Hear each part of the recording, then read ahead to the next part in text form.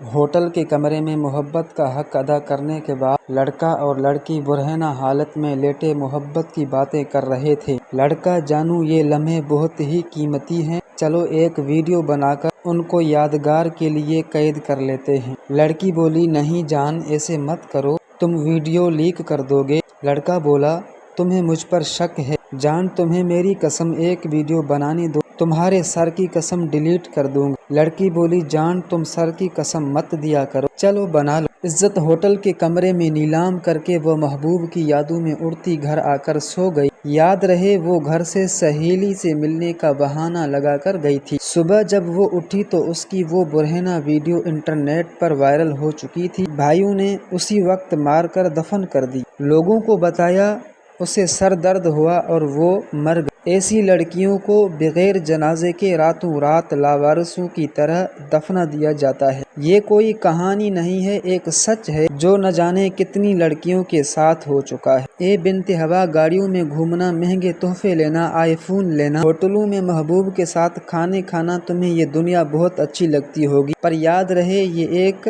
بھیانک دنیا ہے۔ اس کا انجام ذلت، اس کے بعد قتل اور بغیر جنازے کے تدفین ہے۔ بنت ہوا، آپ کے بابا نے زمانے کی خاک چھان کر آپ کو جوان کیا ہے، آپ کو تعلیم دلوائی، کسی قابل بنایا۔ اس باپ کی عزت کا کچرا محبت کے آڑ میں مت کر۔ اس دنیا میں سب مل جاتا ہے پر گئی عزت دوبارہ نہیں ملتی۔ سنبھل جاؤ اس سے پہلے کہ لاوارث موت تمہارا مقدر بنے۔ ایک بات تو سچ ہے، سچ پتہ کیا ہے؟ جب کوئی مخلص لڑکا ہو نا، وہ لڑکی اپنے اوقات بھول کر اسے روندھ کر آگے نکل جاتی ہے۔ پھر کوئی امیر لڑکا اپنے جال میں پھنس کر لڑکی کو روندھ دیتا ہے۔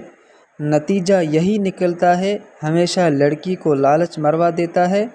پیسے کے پیچھے بھاگنے والی لڑکی کسی کی نہیں ہو سکتی۔